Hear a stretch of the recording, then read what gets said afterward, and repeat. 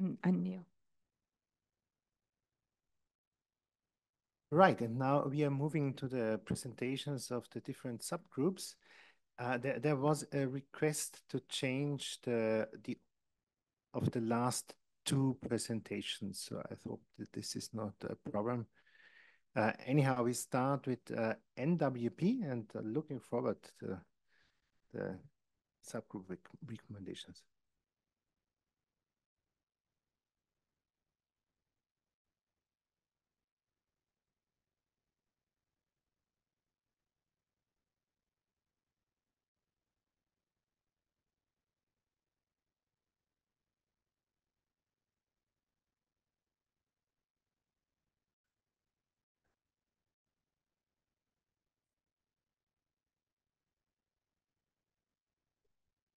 Okay, so Catherine and I are co-chairs the NWP subgroup, and I'll start off by giving you a rundown of our recommendations for CGMS, and then Catherine will kind of pick up with the rest of the discussion. So if we go here, who's who? We had quite a large subgroup, so we had quite a few people show up for the discussion, which was rather lovely. So hopefully everyone who showed up has their name here, and nobody who didn't show up doesn't have their name here. That makes sense. So our first recommendation for CGMS was this. So we recommend that the degradation of current capabilities should be avoided, achieving this via multi-agency funded missions avoids the risk associated with commercial data purchases. And the initial results from ROMEX suggest that substantial increases in data volume could be beneficial to NWP forecasts. So I'm sure many of the subgroups will have a similar recommendation. Interestingly, this is the recommendation that got some comments around it. So Christian commented that maybe we should reformulate this in a more positive way, saying, you know, IROG recommends that current capabilities should be maintained in the future, which is good. We also got a message from Rick Anthes, effectively suggesting that it wasn't aggressive enough. So his suggestion was the current RO observing network is one of the most important observing systems that determines forecast skill of NWP, now among the top 2 or 3. As has been recognized for several years by CGMS, it is at increasing risk of being severely degraded as Cosmic 2 nears the end of its life. And initial ROMEX experiments suggest that a significant increase in the positive impact of RO on NWP can be achieved by an increase of RO observations over the current number. So there's definitely some wordsmithing to be done, but I think everyone understands the general feeling that we're a little bit worried about the end of life of Cosmic 2 and what that implies for the number of observations. And we would like to make sure we maintain or perhaps even increase the number of RO observations. Okay, so that was the controversial one over. Then we had a very similar one to a recommendation we had last time about basically being positive about the impact of commercial data.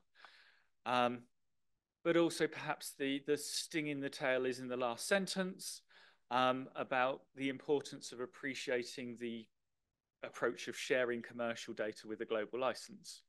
And I think as a community, we're aware that there's a lot of Chinese commercial data either available or becoming available. And we want to do what we can to encourage the Chinese government to purchase that and share that freely and openly as Europe and America have done. Whether or not that statement makes any difference is yet to be seen, but that's something we're aware of, that we do appreciate the global sharing of data.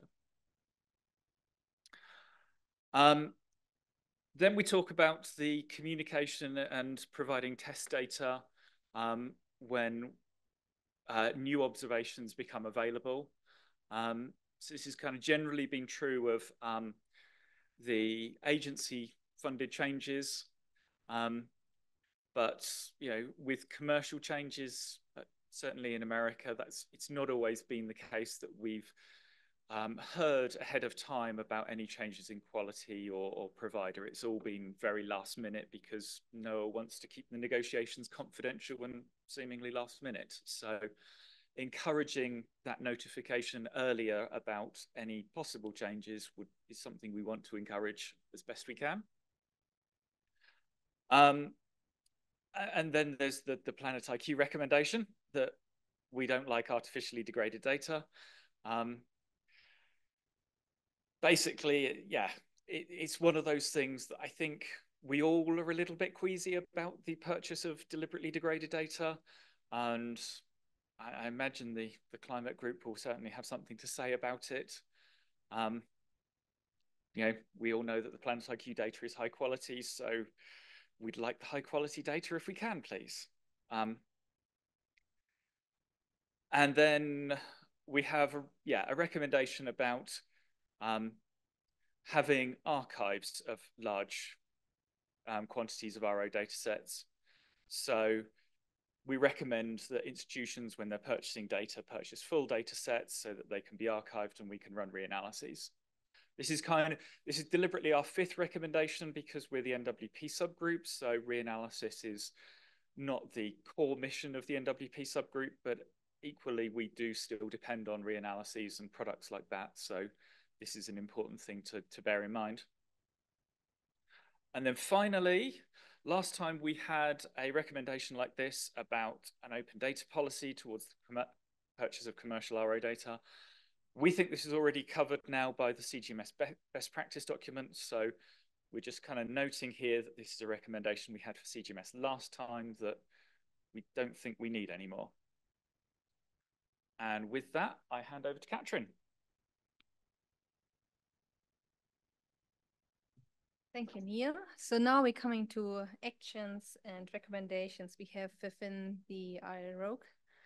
So we just want to remind the IROWG members to read the CGMS best practice document and whether we need, as a community, to create a new one when it comes to processing or practice of new RO data in the NWP. Or we want to add something in there. So this concerns a best practice for data purchases, for data processing and testing, and in communication of data changes. As we understand or have a short look at the document, this is the current status is more about a policy and is not touching really on those subjects. So this is our first action, we think, in our community. The next three, and I start with one again, anyway, they're more concerning the ROMEX activities. So it was agreed that Christian Makar will try to organize another ROMEX workshop before CGMS next year or next spring. Then people are encouraged to run ROMEX sensitivity experiments, modulating maybe the K1 coefficient or changing the conversion of between geometric and geopotential height or the other way around. So yeah, people are just encouraged to do these sensitivity experiments to understand their results better. And last but not least, you know, it's important that we maybe want to investigate what the temporal or spatial coverage, what impact it has when we assimilate the data. So considering to create such a data set within ROMEX would be good so we can run those tests. Then there's also some research topics we think are important. 3 of those have been mentioned at the last IROWG as well. We just, you know, but the very first one we're talking about here, renewing the lab measurements for K1 and K2 a bit higher up because we think it needs more attention. Also, we still like to investigate whether the additional benefit from extracting information in the lower troposphere has an impact. So this needs to be shown, and particularly and how SNR affects its usefulness. We also, say we work on our ARO, PRO, and I think also BRO has started, and we just encourage to continue these work and also to develop forward operators there, or they are there already, but to just continue them and maybe improve them as well. Then there were some talks about GNSSR. We think as the NWP group, this is more related to work of other working groups, but we can disagree here, but it's what we thought, as it's, sensitive to sea ice and land surfaces and waves. So yeah, that's what we thought. And what else? Yes, I mean, I mentioned this before, the geographic distribution and time distribution should be more investigated. And there was a recommendation coming from Tony about the technology and retrieval developments for improving the planetary boundary layer profiling from GNSSO. And we got the action to discuss such specific examples for the developments at the NWP centers, and we had different ideas. So, for example, detecting super refraction, you could use high SNR. We could look into, updating quality control methods and observation uncertainties in the lower troposphere. There was a suggestion to follow up on model of RO trends. There was Rob and she volunteered to further investigate this in collaboration with the climate group. So, and then also Planet IQ are exploring demonstration of how high SNR allows better retrieval of the lower troposphere. And it was just mentioned that there's a clear need for that within the tropical cyclone modeling community.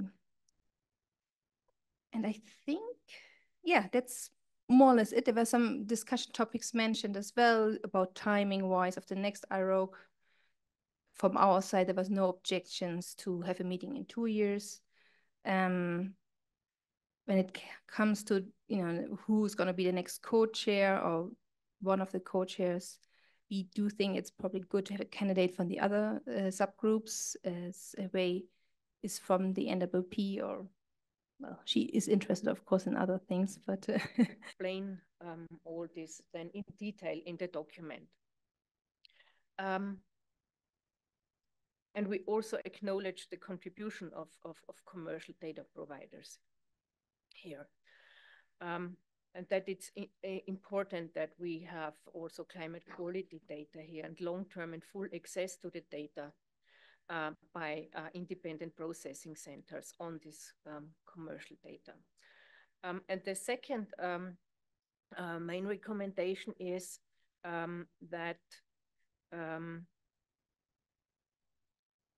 we recommend that government agencies providing data, whether they are generated internally or purchased from commercial entities, ensure that all information necessary for independent processing towards climate data products is freely available,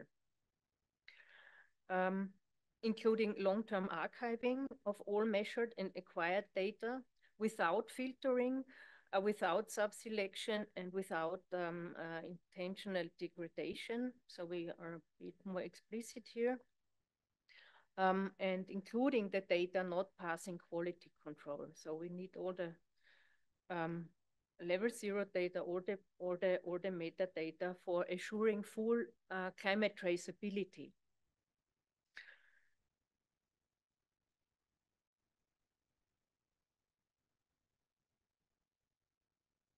I like this.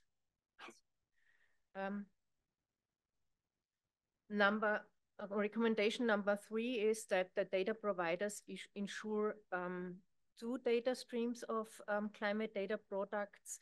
One should be a regularly updated climate data record regularly reprocessed climate data record, basically, and in parallel, an updated version, a so-called interim climate record, so that you always have your record up to date, but you cannot reprocess your whole data set every month. Okay, so this is behind that. We recommend that number 4 is we recommend that processing centers increase efforts on uncertainty estimation and make the methods and results publicly available through peer-reviewed publications. Number 5, to promote funding of reprocessing activities of RO climate data records from different independent RO processing centers. This should also include graded data together with uncertainty estimates and algorithm descriptions from multiple centers, so that we really can also intercompare the data sets. Number 6 is the recommendation on the assessment of the uncertainty in the refractivity coefficient that impacts the accuracy and traceability of our climate time series and trends. So we had some discussion in this workshop, and we recognize the efforts at JPL. And we recognize these initial laboratory reflectivity experiments and encourage to support activities on this. Then we have a recommendation regarding the 3G meeting. We kept this recommendation. There was a successful meeting some time ago. I know that Axel is actively working also with the GUAN community, and we recommend organizing such meetings.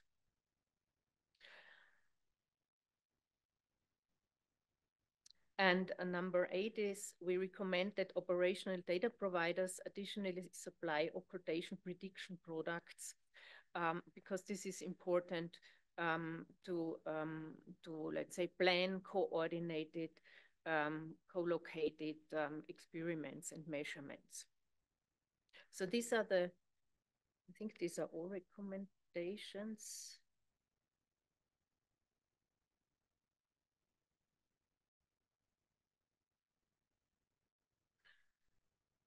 Sorry. Now I come to the recommendations within IROWG.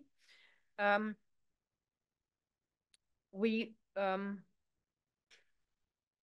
actually didn't change these recommendations.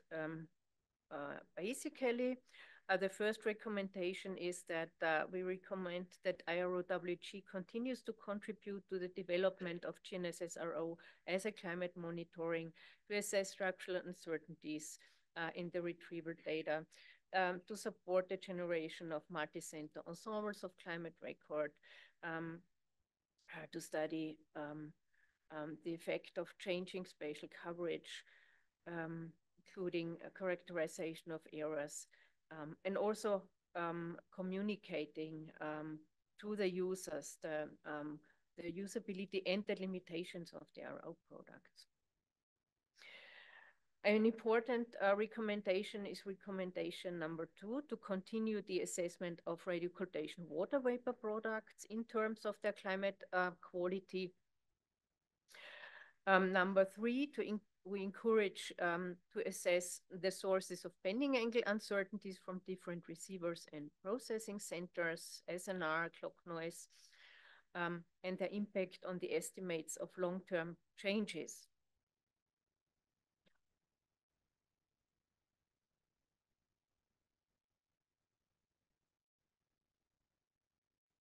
Yeah.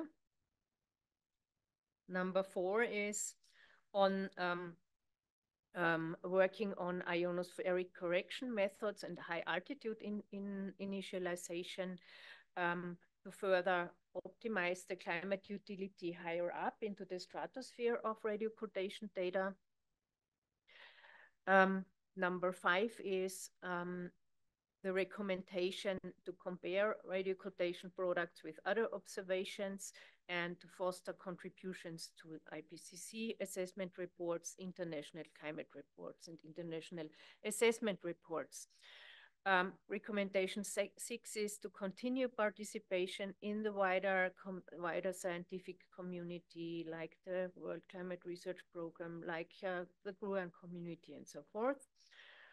Number 7, to ensure a complete archive of navigation data bits in standard format. And number 8 is new, and we can maybe lift this higher up if we, because we think this is very important. So we recommend to have intercomparison studies on the planetary boundary layer, on the lower troposphere, on all the variables we have there, and the methods on how to compute the boundary layer height. So this was also a recommendation of NWP, and we can reformulate it. We can also lift it up in the order of recommendations. And I think, yeah, I think this is all the recommendations in our recommendation document. We also have went through the best practices document.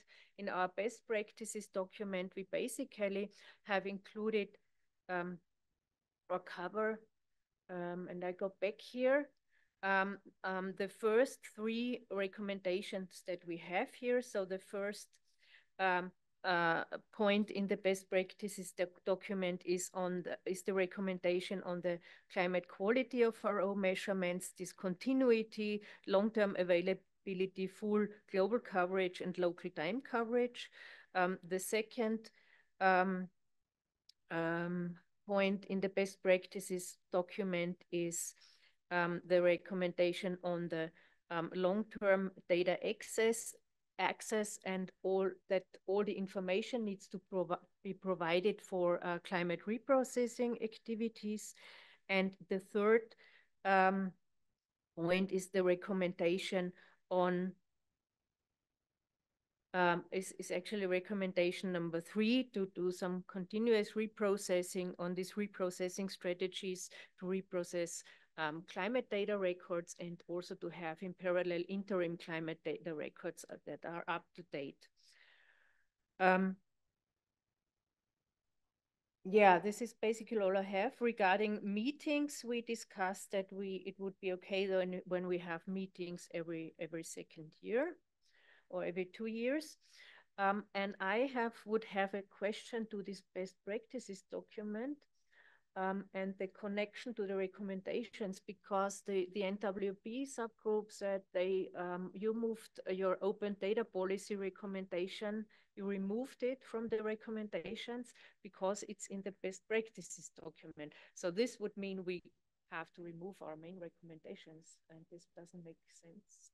No, I would not suggest that. So this best practices documents, this is a new invention by CGMS, and I think it's a good one, because some of the most important aspects can be found in one document, right? So when we had this discussion about why do we need 20,000 profiles? A question like this comes up ever and ever, and then we have, okay, we had this in the recommendation in 2012 already. So you go back to the recommendations many years ago, and if the most important points are summarized in this best practice documents, this makes lots of sense. But I would not remove anything which is important from the main recommendation. Mm-hmm. Yeah, so that's how I understood it.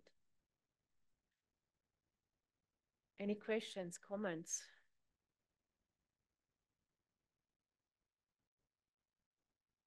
Ben, please. Yeah.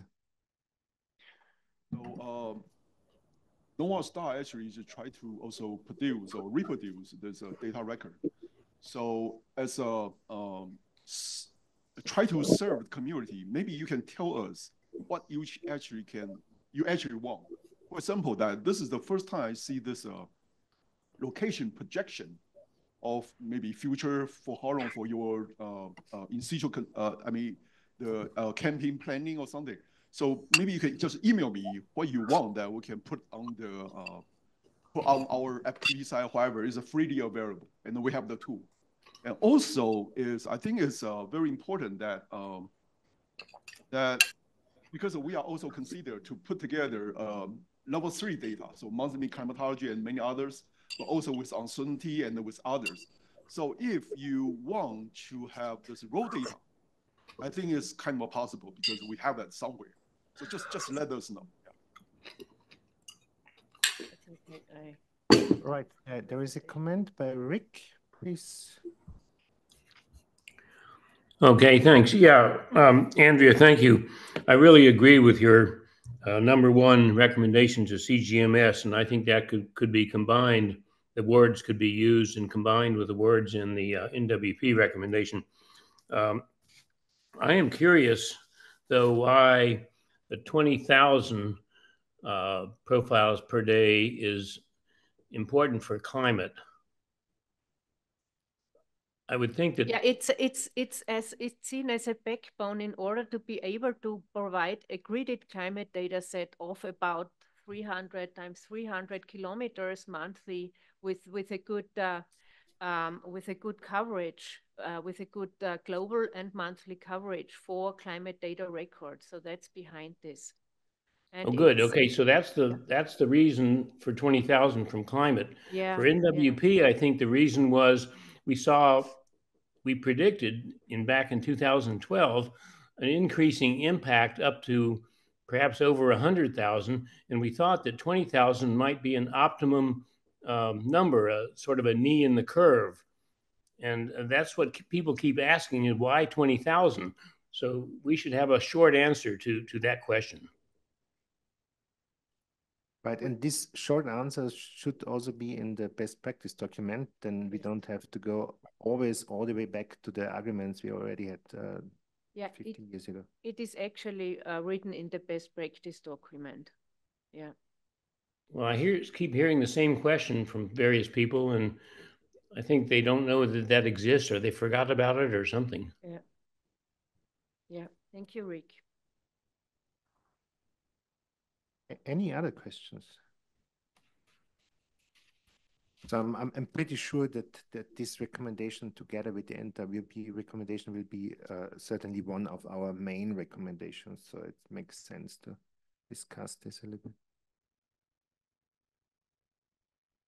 All right, thank you. I have a couple of comments. So on the PBL, I think we need to evolve that further to be more like a concrete research plan. And CGMS called it a use case. So I think both NWP and climate should get together and figure out, we can do this offline after the meeting to come up with maybe a slide of what we want to do in the PBL to guide other agencies to do more work in the PBL. Mm-hmm. So that's, I think, best done offline. I don't think we can really hash it out in the open here. Mm-hmm. I was going to ask a question about GNSSR joining other working groups. Ben's not here right now, but he's on the Surface working group. So that's something to definitely consider. And then finally, on the JPL refractivity, we do have a specific update on that. I'm thinking of reserving that until the end. And I can give a maybe 3-minute update. Great, thank you. On that, okay. Mm-hmm. Thank you. Thank you very much, Andrea. And now we have this change. We would start with the space weather subgroup and then have the novel techniques at the end.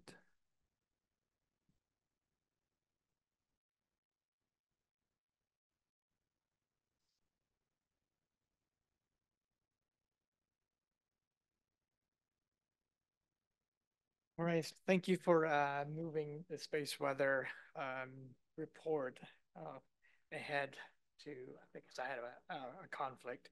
So I'm going to give a quick readout from the space weather subgroup. I'm Irfan Azim from NOAA, and Aaron was the rapporteur for this subgroup. and appreciate Paul Strauss, who is the chair for the space weather subgroup from IROWG-10, and Ricardo for his he was the rapporteur for this subgroup last time. So this is the membership is pretty healthy. You can see that we had members from a variety of from different agencies, as well as academia and research community. So just a quick summary from our subgroup. We have 4 new recommendations coming out of our meeting. And we also suggested some language changes from the IROWG recommendation to CGMS that are relevant to space weather, and I'll kind of show you what those changes are. We also have 4 new recommendations for IROWG. We have 7 new actions that were open based on some of the recommendations that we discussed from last time. And there were 4 actions that were open, and then we have closed those actions. So I'll kind of show you what those actions were and what was the outcome. So just kind of go through the main recommendations to CGMS. That IROWG recommends CGMS to support a workshop to better coordinate efforts of the CGMS and the space weather, the CGMS Space Weather Coordination Group on Ionospheric RO Optimization Task Group, and the IROWG Space Weather Subgroup. And that's really big. The Space Weather Coordination Group within CGMS is responsible for developing requirements for ionospheric RO. And so we believe that there needs to be a better coordination between our subgroup, where there's a lot of expertise in developing OSIs and developing to inform the requirements for ionospheric RO. So that having a workshop supported by WMO might be very beneficial for really laying out the requirement for RO for space weather. I keep hearing, the 20,000 occultations. We're carrying requirements from Cosmic 2, but really we need to really address what are the really requirements for space weather. So having a workshop, I think that's going to be really helpful. So the reason, we need advocacy among different agencies to fund the development of ionospheric OSI framework, which would then enable studies to address the requirement question. The workshop could also help us inform how the definition of a space weather RO benefit study like the ROMIX. ROMIX is really focused on NWP. And there's an interest, we heard from Tony, that there's an interest at CGMS about a space weather ROMIX. So having this workshop could really bring expertise to help define how we are going to define this workshop and implement this ROMIX for space weather. The second recommendation is IROWG recommends that relevant agencies undertake a ROMIX-like study. So the first is really, how do we plan the ROMIX? And the second recommendation is that we do want to have a ROMIX-type experiment for space weather. Now, IRO data is being assimilated operationally within NOAA space weather models.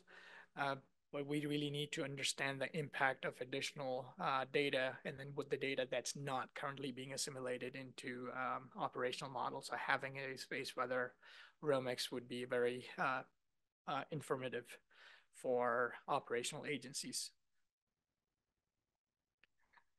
Third recommendation for CGMS consideration is we strongly recommend close coordination with CGMS to protect GNSS band from man-made RFI. And this is something that we have seen in many presentations in this meeting, that there's all these gaps over different regional areas.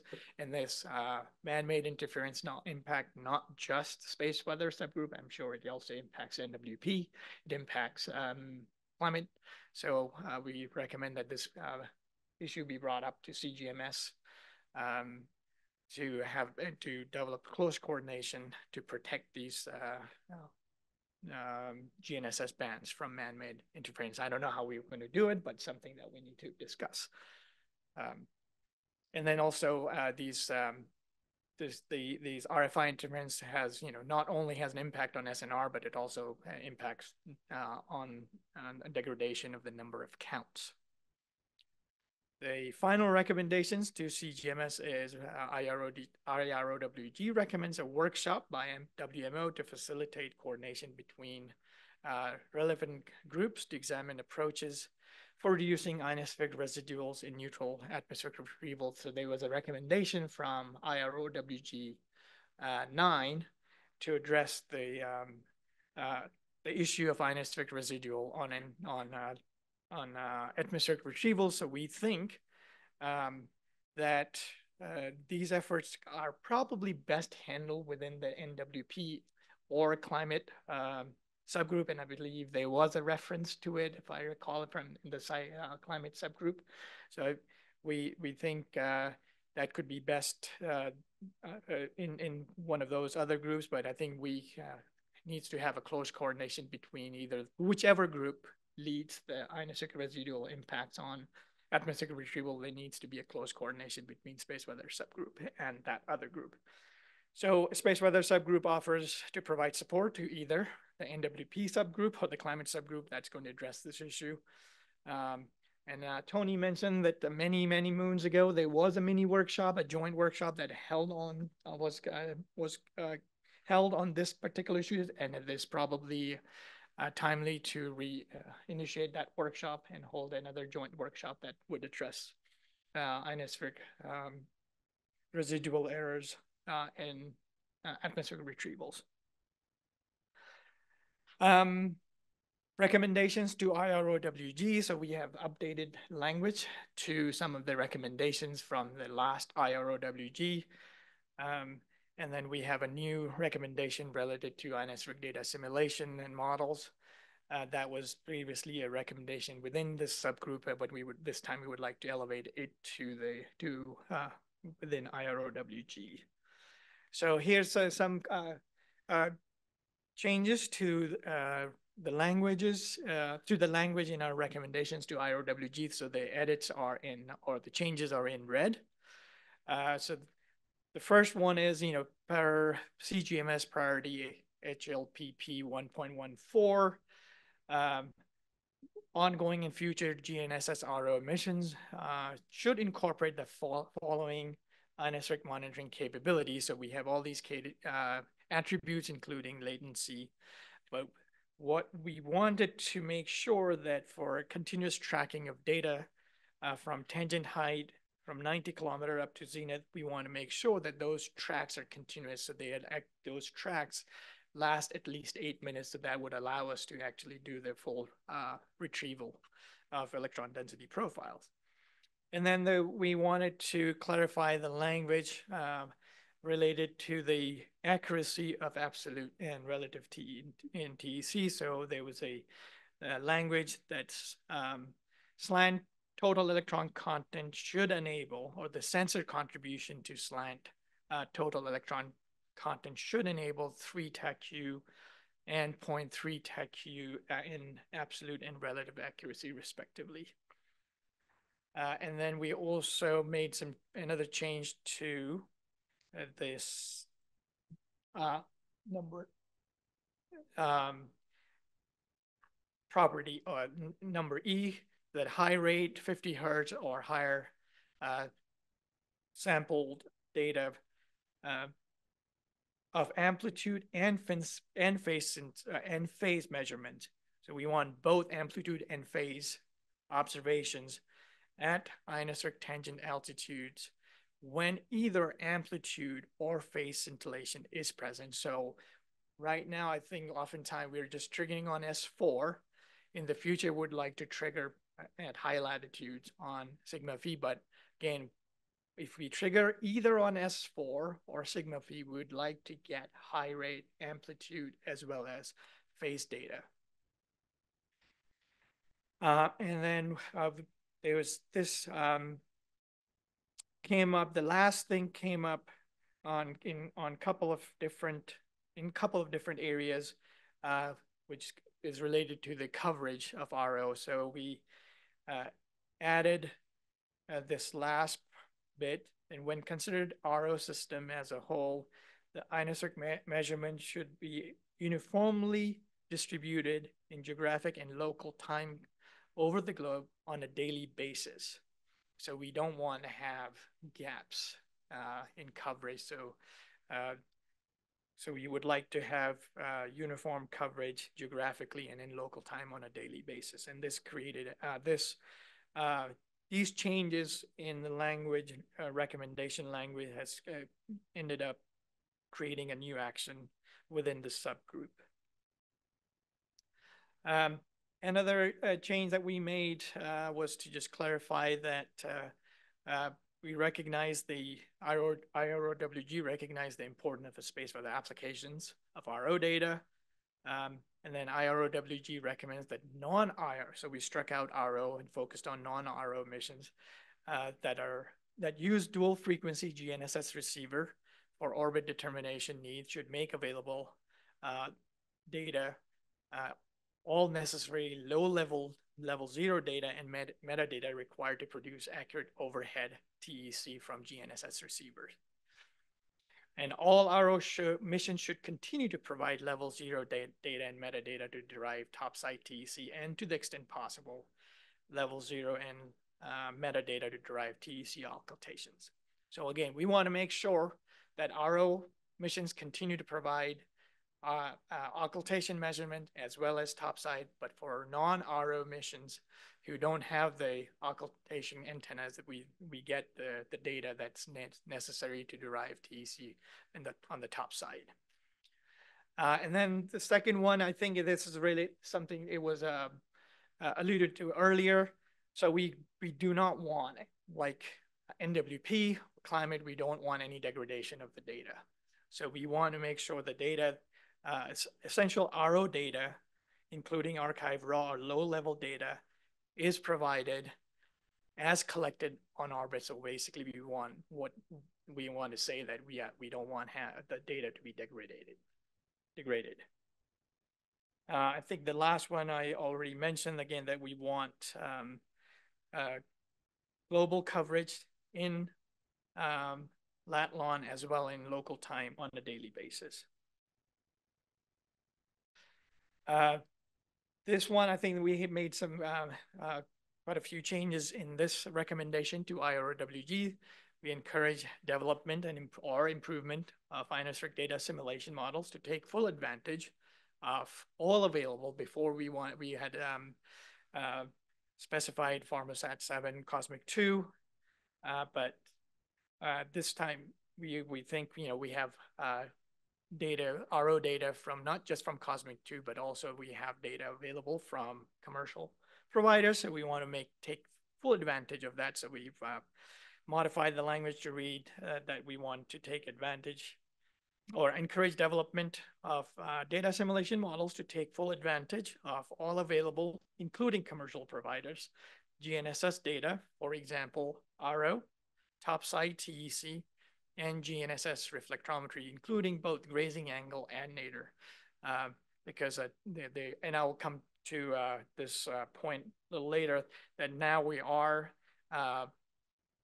there have been studies that have shown that one can retrieve ionospheric information from GNSS reflected signals. So that's something we want to make sure that we are utilizing all these different types of GNSS signals for ionospheric applications.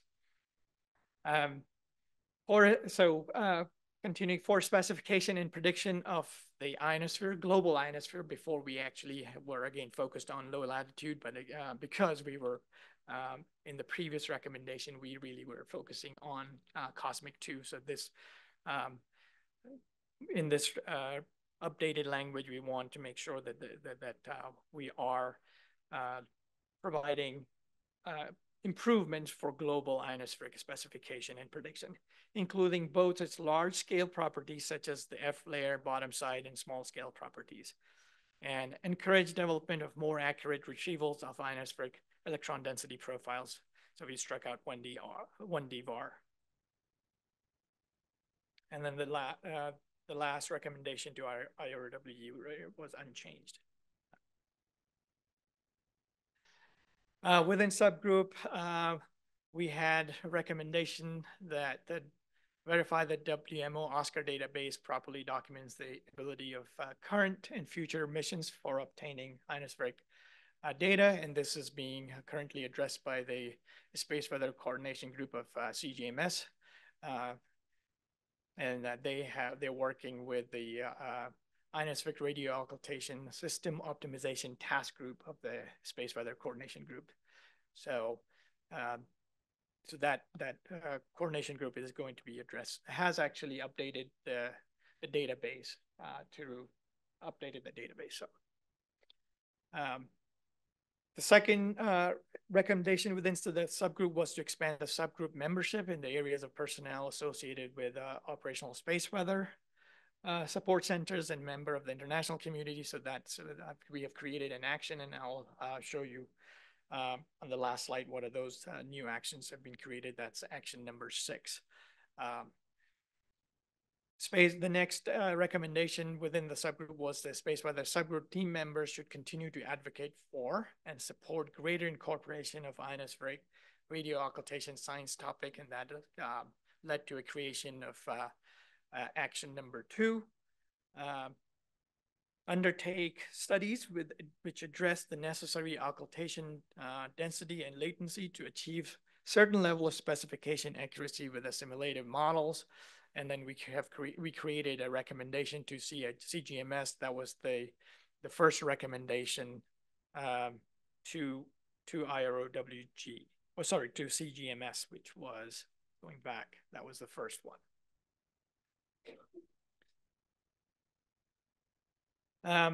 And the last recommendation within the subgroup was to investigate the possibility of determining accurate thermospheric density from GNSS tracking data.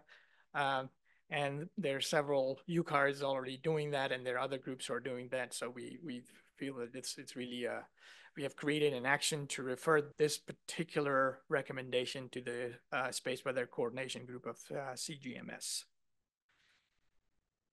So these are the action items from IROWG-10 for the Space Weather subgroup. We want to coordinate better with the innovation subgroup, organize sessions for that are related to utilization and advancement of GNSS RO for ionospheric and space weather applications. So we're going to look at submitting session abstract. As I was saying, yes. Yes, certainly the issue with the coverage has come up in multiple subgroups. So that's definitely is something that we want to capture. I don't know how much of the track, the length of the track is an issue for other subgroups, but if the IROWG feels that it needs to be recommended to CGMS, yes, we certainly would like to elevate it. I'm just saying maybe, your group can work together and build something, best practice for space weather.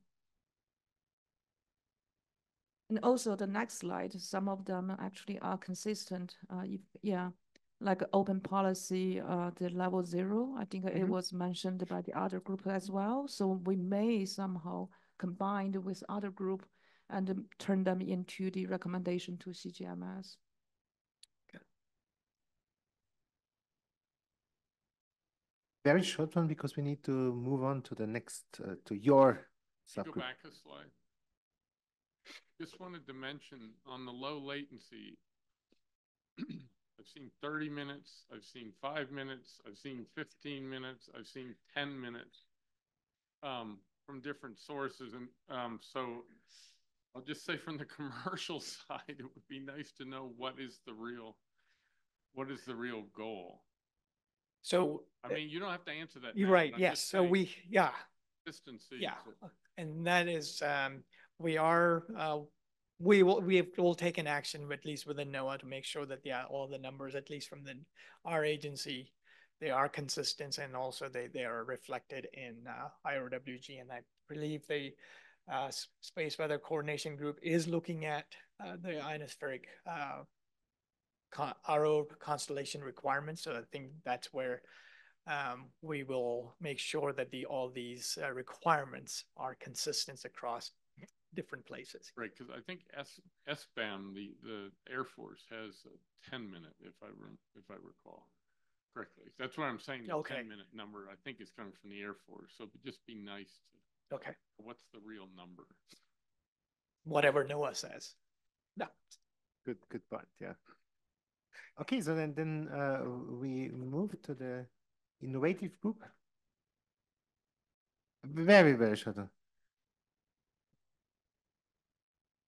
There was an action closed on the need of these rapid download links from regional data, where you said that this is not needed or not beneficial for space weather. I'm wondering, because that is for some missions the only way to get it down that fast. Do you really say you don't want that because you will save HumanSat a lot of money? So the problem is you don't get all the data down. You just get the data for direct broadcast. You get the data when you're passing over a region. So, and that then there's added complexity. You'll have partial tracks, yes, right, on the ground. You have to introduce a processing system in order to handle that. I do not see value in solving some sort of. I mean, it's not like in the absence of a specific regional requirement for a particular mission, right? I have to have the ionosphere here in this region. I don't see that you're going to need to have a direct broadcast to address that, because I don't see that we have those kind of regional requirements. And not to mention that it's not, when you get the RO data down as it's passing overhead, you're actually not looking at the region where you are. You're looking at what the RO sees, behind or in front of the satellite. Yeah, it's also so it's a rather complicated. I guess what I'm saying, it adds complexity to the data utilization. It's just not obvious that you have a flow down. No, if you say you don't need it, nobody will do it. That's fine. Are you sure you will never be able to? Never. I mean, again, you need an application that drives that the need is met by that. I mean, conceptually, you can imagine something, but practically speaking, I think you need an application where you see, oh, this is really gonna, if I have this, I'm going to be able to do something I couldn't do before. Okay. And I don't think I've got that in my head. Okay, thank you. Rob, please go on. Okay. What used to be called radio occultation technology and innovative techniques met, and we renamed ourselves. This was the group. We had pretty good attendance, actually, 17 or 18 people. First vote was whether or not to remain a group, which Chi had brought up, and we decided there's enough to keep this group going. Everybody else seems to have a one-word name, so we switched to a one-word name, innovation. One issue we had, and this happens every single time, simultaneously there are 4 groups, but like I'd like to sit in on the climate or the NWP group, but we've got to be in our group. So we met for a while and then actually separated, went out to the other groups for a while and then came back. I don't know how to schedule otherwise, because we've got the 4 groups, we don't have that much time, but these obviously people have multiple interests. We took a vote, and the 2 primary areas of interest and the highest recommendations were the planetary boundary layer retrieval and observation, retrieval, development, utilization, NWP, and the polarimetric RO. But there were a lot of other issues and areas, and I'll briefly go through each of those. RFI, which was just discussed, is clearly viewed as a very important issue, and it's becoming increasingly important, which means we've got to really decide what we want to do about that. Oh yeah, this is just the voting to show how the different areas. So the top 2 were pretty clear, and RFI came in 3rd, and then there was a bunch of close ones there. So the top recommendations, well, the way we did this, we went through the current status and the progress, which is often substantial, and then recommendations at the end. In the planetary, well, people all know this, but the issue is the NWP use of the RO data is still limited, and most of it's being discarded, as we understand. So obviously, as I said in my talk yesterday, we want to work on that. But there has been a lot of progress, which is good, since the IROWG-10. As we heard, as an operational duct detection in Cosmic 2, our highest and our measurements are providing duct measurements, although we're not producing a product at Planet IQ. JPL is doing some interesting work on combining the RO with passive sounders and with grazing angle observations. 1D VAR retrievals at JPL to constrain the integrated water vapor. GMAO is now assimilating or trying to assimilate boundary layer height. Stephen Leroy has initiated a boundary layer research group.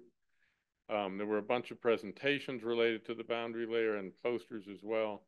So in terms of future needs and recommendations, I wish we could say a stronger verb here, but what we came up with is encourage development and implementation of the GNSS RO observations and retrieval techniques to improve the profiling of the boundary layer, including obviously improved knowledge of the uncertainty. Everybody needs to know how accurate these things are and how much to trust them. And then development of data assimilation methods that enable the NWP systems to better use the data. And then this is consistent with the climate and the NWP groups encourage an inter-comparison project of some kind in the lower troposphere and boundary layer, sort of hopefully following the model of RO trends. And she sort of mentioned, and I volunteered. So the two of us have volunteered to sort of, I don't know, start this group up. But we're welcome for other people to take the lead, but we just sort of offered to fill the void, at least initially. Okay, polarimetric RO. General promote the development of these observations and their use. Right now we have data being collected by, well, PAWS certainly. I'm not sure if the Spire stuff is still working or not. We just got our new system on board a few weeks ago. Jonathan's been implementing that. And there's been a lot of progress in this area. So there was the workshop in November. Estelle is leading a pro working group, and I don't think she's here. And there's a report she's working on that she's going to make available. She wanted to do some more editing, and she's going to make that available. And in fact, our recommendations are largely to point at that report. As Stieg said, the new buffer format now contains pro data in it, or the ability to put pro information in it. It's been used to evaluate cloud parameterization schemes. This is an interesting one. So there is data that has been acquired by the airborne. Let's see if I can get this here. By the airborne, but apparently, so the data exists, but almost nothing has been done with it. So that's an interesting data set that ought to be, hopefully somebody can start looking at and see what they can extract out of it. Jade Morton also told us that she has a station on Haleakala, the big volcano on Maui, that's been collecting baseband data for the past few years, which I had no idea. So it's another data set that is out there. Simple forward operators have been developed, including ECMWF and ICE. And yeah, we're providing 1,100 pro observations per day, and we'll be doubling that when our next satellite goes up. So the recommendations, I wish I could have talked a bit more with Estelle, but there's a bunch of recommendations in that report that I mentioned up here. NOAA is actually interested in doing a pilot. Sorry, NOAA is interested in doing a pilot, but we've got to get a forward operator ready to use in NWP systems that have. So the pilot is to prepare for going operational. So you have to have the forward operator in for the pilot so that you can sort of start building towards the operational and then hopefully go operational. And there's a lot of potential application areas for Pro. I will say I was very happy to see Bill Kuo's interest in when we had a early Saturday morning meeting. Bill Kuo's interest in the Pro. I just think there's a lot of potential there. I hope we can get the sampling densities up high enough to really have an impact on NWP eventually. But that's a really unique set of measurements and complementary. So RFI, we all know this is becoming a bigger and bigger problem. You know, the Middle East, Ukraine. So we had a fair amount of discussion here. There's machine learning methods have been developed at CU. I mean, Jade's doing a lot of work on this. There's a JPL RFI algorithm. L5 is getting worse. That unfortunately the airport radars operate in L5. So this is important for future design as well. You got to be careful if you want to use L5 because you're going to get jammed. And there's also actually Jade showed something that was interesting on crosstalk between satellites. Actually, Joe Hughes actually showed some of that too. Anyway, this crosstalk between satellites is potentially increasing, and the recommendation is just generally. I mean, Jade was making this point. We need to really be able to identify when we're seeing RFI. There's a lot of cases you don't even know it's happening. You don't realize that that's RFI. And so it's identify the methods and also think more about approaches to how we can mitigate, reduce the impact of the RFI because it's just going to keep getting worse. Oh yeah, and this is our audio visual part of it's actually just visual. So this is the antenna RFI, something from JPL, showing the RFI estimates over time, how it's moving around. So it's not even stationary. It's just, as Jonathan said, we've got wars going on. There's all kinds of conflicts. So this stuff is moving and changing. And this is something Jade gave us. That star, you can see that in Libya. You'll see as the civil war starts, you'll see suddenly there's RFI over Libya. So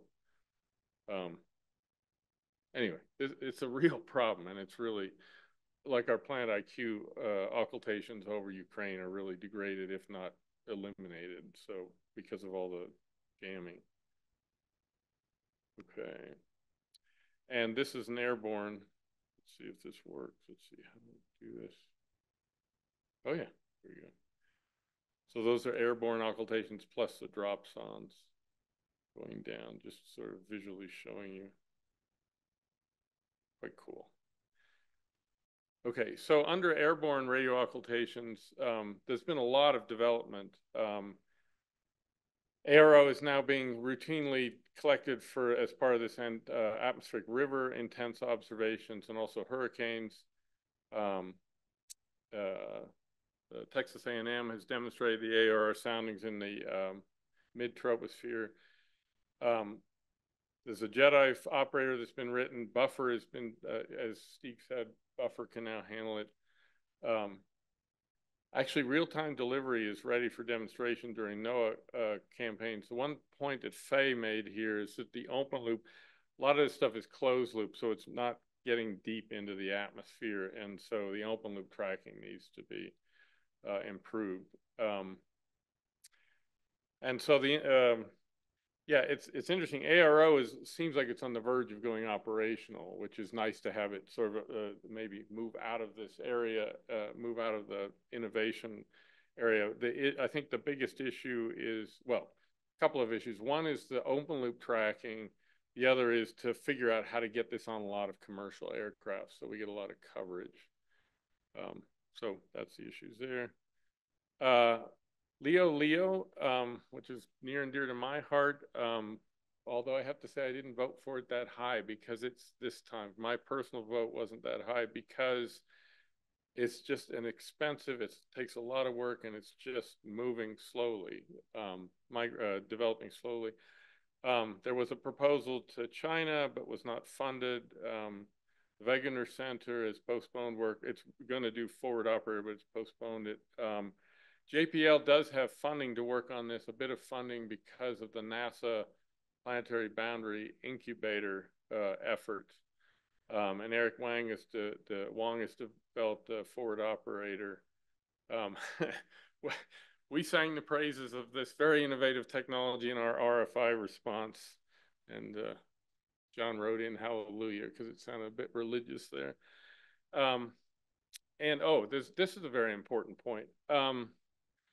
So the polarimetric RO forward operator has been written, or is being written.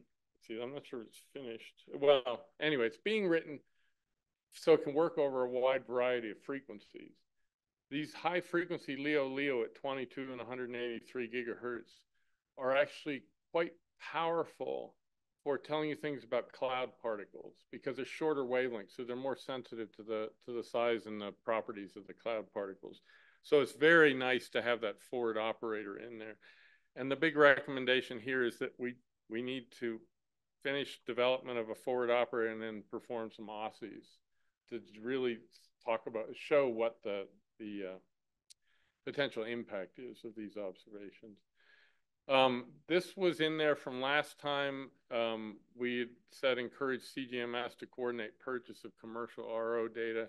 In my understanding, CGMS said they weren't going to do that. There was a question, and right. Our experience, we had such a recommendation, went to CGMS and asked them or proposed that they should coordinate, and then they said, how we should coordinate. Okay, but you are the coordination group, right? So you are supposed to do that. In other words, right? So it didn't have an immediate impact in the plenary, but after that, EUMETSAT and NOAA started talking to each other, and so that then EUMETSAT started buying data with global license, then NOAA followed. So it has some effect, but maybe not an immediate one. Okay. As I said before, from our side, stabilizing the price and the quantities to be purchased is really important. We didn't really talk about this in the group. There is interest in this combining of the RO and the grazing reflections. There's been work on that. Yeah, we're collecting. Spire has been collecting, but we're collecting grazing occultations and reflections. And Jade, actually, one of her postdocs is going to look at our data as part of the NASA evaluation process. This is the same sort of thing about the non-grazing. Is that group is growing and somewhat separated. Other people have said that. Let's see. Yeah, so this just has lots of applications, and it's particularly the grazing reflections from an RO standpoint are particularly important for resolving the ducting ambiguity, as Josip has shown, and Eric Wang has actually implemented some of that. Let's see. We didn't talk much about residual ionosphere errors, but as I was updating this last night, I added these items. So something we definitely see is the ionospheric scintillations. When you see strong ionospheric scintillations, those scintillations carry all the way down through the RO profile, and they can really mess up the properties of the RO profile in the neutral atmosphere. So this is an important effect. And something else I didn't realize that Jonathan mentioned to me, that May storm really degraded the neutral atmosphere data we were producing, and apparently causing occultations to not pass QC. So the main progress in my mind is just the awareness. I must say I was not aware that the ionosphere could cause as much damage to the neutral atmosphere as it has been doing recently because of the solar max. And mostly just you know, be aware of the ways it can degrade and try to figure out potential ways to mitigate that degradation. I'm not sure to what extent we can. When you get those ionospheric scintillations, the phase and amplitude of the signal are just really torn up. It's hard to use them. We talked very briefly about the level 0 data format. It's not for our group, it just wasn't a high priority. I know it is important for, especially for climate. I understand that argument very strongly, that you need to know you want the raw form of that data so you can go back, and you don't want some intermediate, something's been done to the data and now you don't have the original record. So we appreciate it. It's just wasn't a high priority in our group. And that was it. Okay. Thanks a lot, and also for staying in time. So much appreciated. Christian?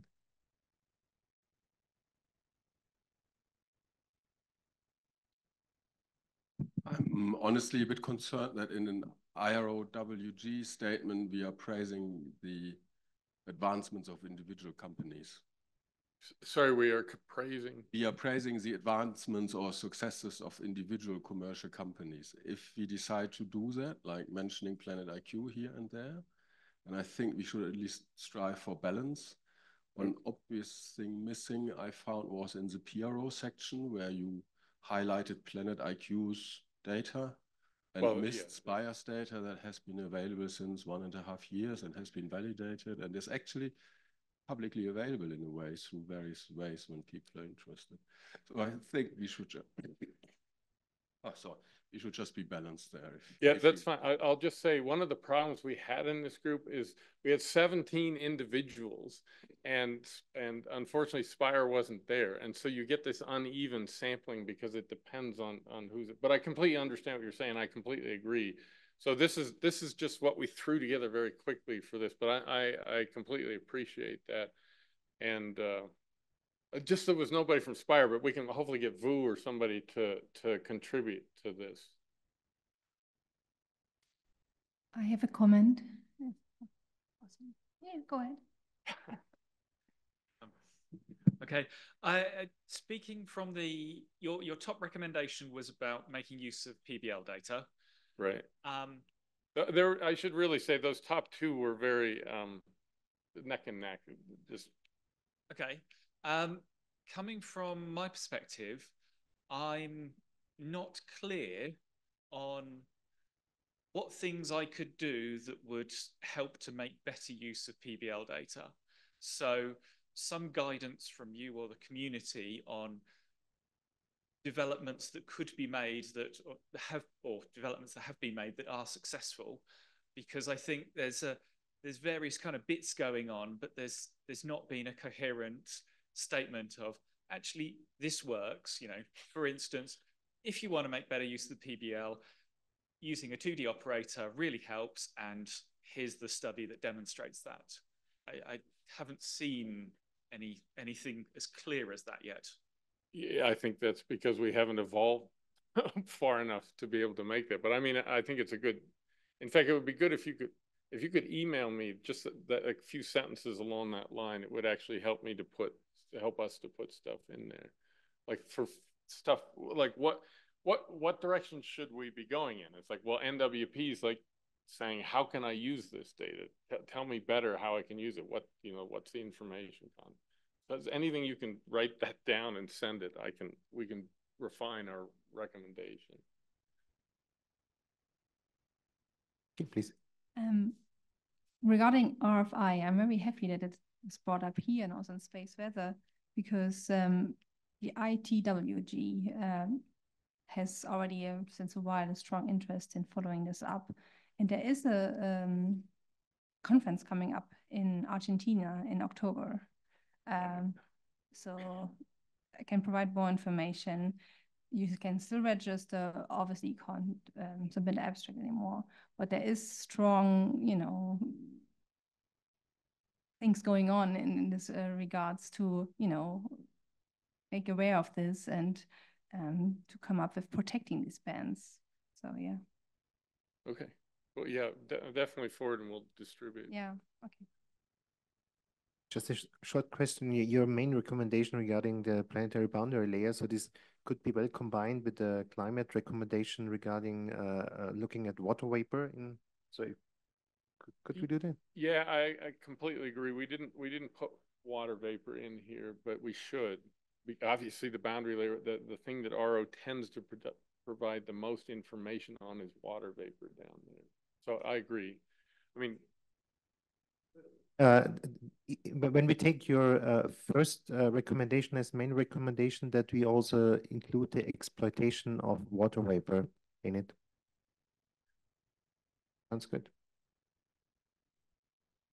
Yes, please. Just a comment on the boundary layer. And I think Neil mentioned that. I think that there's a really need to work more closely, like the data and data dissemination. Your data dissemination mostly just when you find it has problem at bending, large bending, just cut it off. But that doesn't help. And the RO is, as a NASA indicator survey mentioned, is one of the most promising satellite mission potentially could contribute to PBL. So, but now I think the major contribution is limited to the boundary layer height. But I think the lower troposphere, I probably as one of that keep saying bias, but the there's a lot of places don't have bias, like in the polar region and some of the drier region. Do we explore that PBL value in the lower troposphere? We shouldn't just cut it off. I think at least regional dependent type of study need to be looking to explore the best value. And the darkening region is the toughest part. So that need to separate out. So that's my comment. Okay, thank you. We are running late. That's why I would propose to shorten the coffee break a little bit and